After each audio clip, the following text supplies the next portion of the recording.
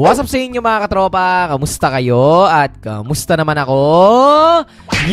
So ngayon for today's video ay maganda na naman po yung pag-uusapan natin dahil magkakaroon lang po tayo ng isang simpleng tutorial na kung saan ituturo ko sa inyo kung paano nga ba masesecure at hindi ma-hack yung ating Facebook account. Dahil ngayon guys, marami po ako nababasa sa comment section ng mga videos and tutorials ko na kung saan nauuso na naman po yung na-hack na Facebook account. Kaya kung ako sa inyo, i-secure nyo na yung mga Facebook account nyo para maiwasan po natin yan.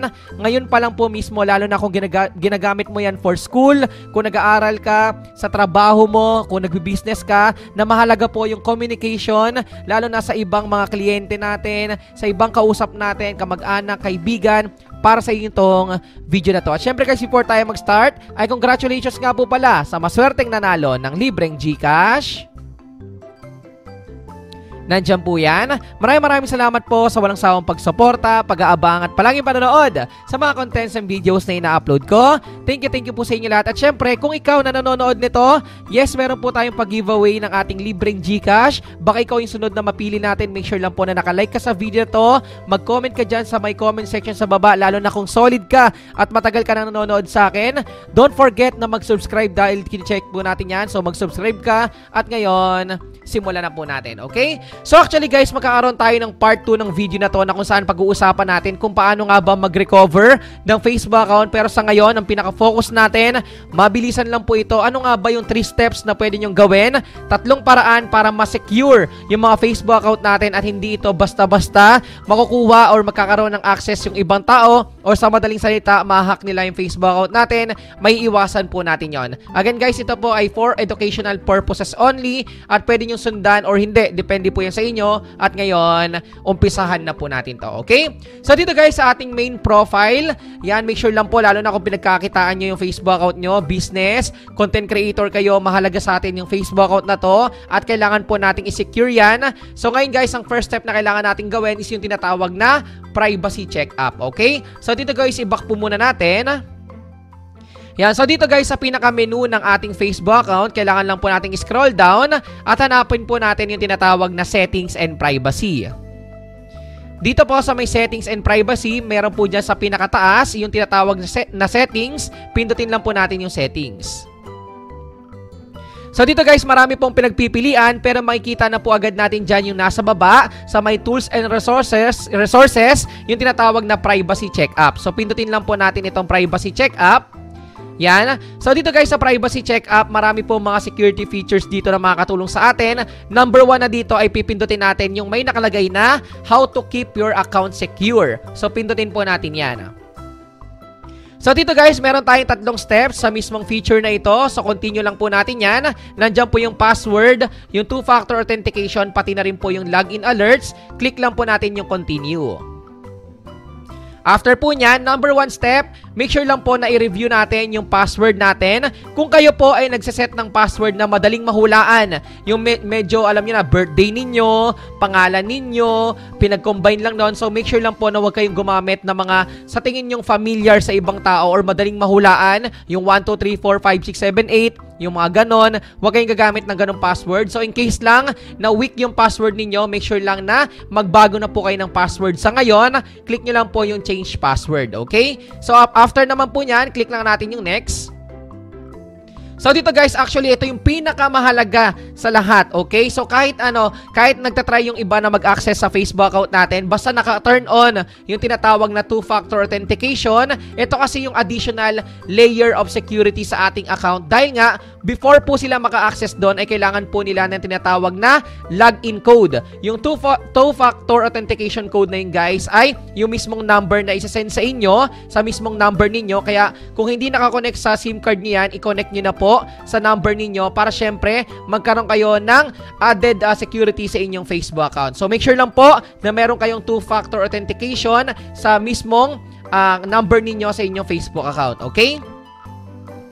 After po niyan, isa rin po sa pinakamahalaga sa ngayon ay tinatawag na login alerts. In case lang naman na makareceive ka ng notification na or email sa email mo na may nagtatry na mag-access ng Facebook account mo, ang kagandahan nun ay dahil po yan dito sa may nakalagay na login alerts. Make sure lang po na naka-enable po yung dalawa dyan. Number 1 po dyan is yung Facebook. So makareceive ka ng Facebook notification. Pangalawa naman po is yung tinatawag na email. So in case lang na may magtatry na mang-hack ng Facebook account mo, malalaman mo po agad. So makakapag abiso sa o sabihin na natin may inform ka, okay? And after po niyan ay click lang po natin yung next na nasa baba. So after po niyan may nakalagay na po na you are all set. Review another topic na po tayo. Click lang po natin yan. After naman po niyan, yung nasa taas naman po niya na may nakalagay na how people can find you on Facebook, pindutin lang po natin yan. Actually guys, meron tayong tatlong topic dito. Number 1 po is friend request, phone number and email address, pati na rin po yung search engine. Continue lang po tayo. So dito guys, who can send you friend request? Dito guys, mas maganda na naka-friends of friends siya. Huwag nyo lang po siyang isa-set ng everyone dahil kahit wala po kayong mutual friends ay pwede po kayong ma-add ng ibang tao. So dito guys, make sure lang po na may mutual friends po yan, naka-friends of friends para mas maganda, okay?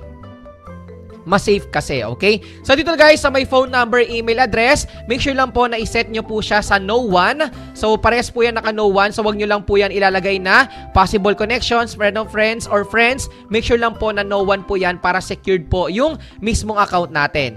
After po nyan, click lang po natin yung next na nasa baba. Yung pinakalas naman po ay yung tinatawag na search engine.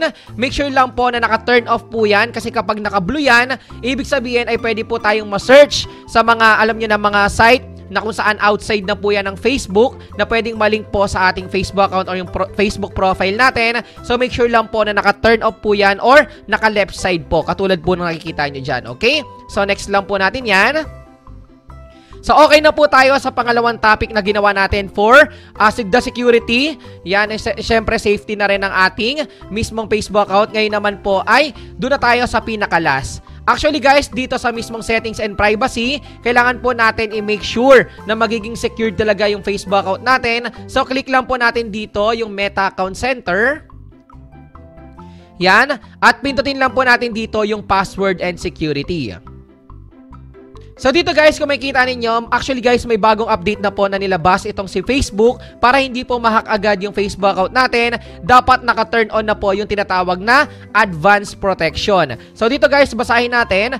This advanced security program helps defend your account from unauthorized access. In case lang naman na may nag-access ng Facebook account mo or may nagtatry na mag-send ng link sa'yo at napindot mo yon, so yung mga unauthorized na mag-access ng Facebook account mo ay may iwasan na. So mas masesecure natin na hindi po tayo basta-basta ma-hack ng mga link na napipindot po natin, okay? So again guys, ayun lang po yung mismong tatlong steps na pwede nyong gawin.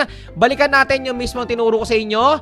Number 1 is yung tinatawag na privacy check-up. Number 2 is yung how people can find you on Facebook. And number 3, yung bagong update nila na Advanced Protection. Again guys ha, tinuro ko sa inyo yung step-by-step tutorial na ito dahil nga nagwo-worry po ako dahil marami ako nababasang mga comments and concerns regarding nga po sa mga na-hack yung Facebook account. Kaya kung may problema ka sa Facebook account, abangan mo yung next video natin kung paano nga ba i-recover ang na-hack na Facebook account in case lang na meron kang problema dyan.